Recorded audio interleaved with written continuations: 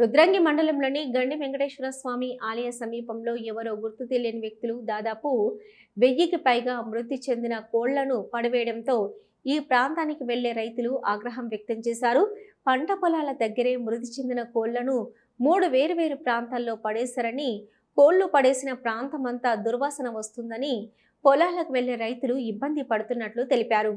మృతి చెందిన కోళ్లను కుక్కలు లేదా కోతులు ఇతర జీవాలు తింటే వేసవి కాలం కాబట్టి వాటికి రోగాలు వచ్చే అవకాశం ఉందని అన్నారు.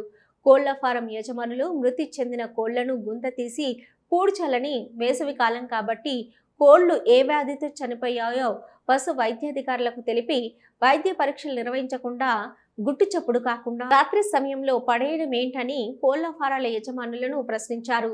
వేసవి కాలంలో కోళ్లకు వ్యాధులు సోకే అవకాశం ఉందని అధికారులు ఇట్టి విషయంపై చర్యలు తీసుకోవాలని కోరారు.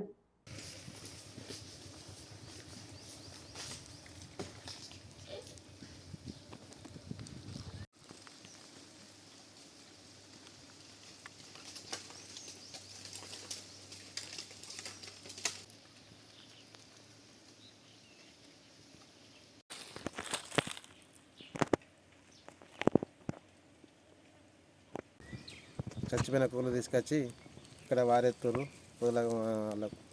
మన పొలపార పనులకు ఏమనగా కొంచెం ఇటు వెళ్ళే తోలేగల రైతులకు బాగా ఇబ్బంది పడుతున్నాం. దాన్ని తీసి కొంచెం ఎక్కడ గుంత దవ్వి గుంతలు వేయగల కుక్కలు కానీ కోతులు కానీ తింటే బాగా ఇబ్బంది అవుతుంది. అలాంటి ఎరిలేసే ప్రమాదం ఉంటుంది కాబట్టి ఇక్కడ మేము చదువుకున్న కుక్కలు ఉన్నాయి, అవి ఒకవేళ వచ్చి తినాయనుకో మా ఇబ్బంది అవుతుంది అని చెప్పి